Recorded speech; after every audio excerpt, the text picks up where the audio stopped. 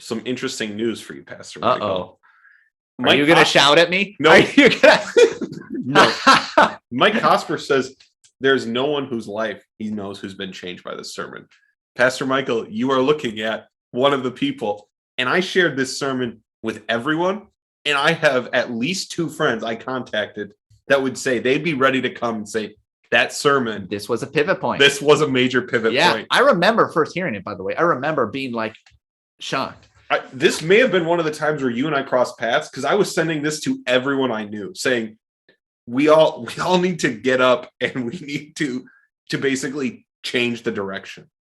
Because it wasn't that I wasn't married, I wasn't dating anyone, but it was that. That's what's so interesting, by the way, listening back to this, because I remember this happening. I remember it being said.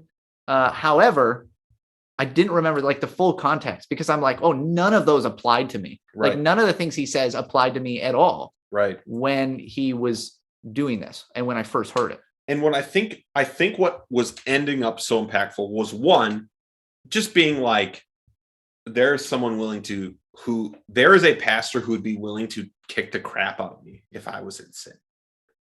Which inherently is someone, especially probably many of the young men with guilty consciences, know. 2, I think what you see in the sermon, I think if you're a young man, is it's like there are 2 paths kind of diverging.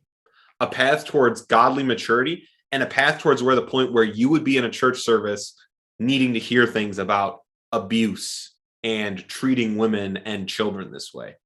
And I think in many ways, and I think for many men, it was, I'm going to do whatever I have to steer. Right. I don't want to go down that road. Yeah. And for me, it was a massive pivot point in my life. Yeah.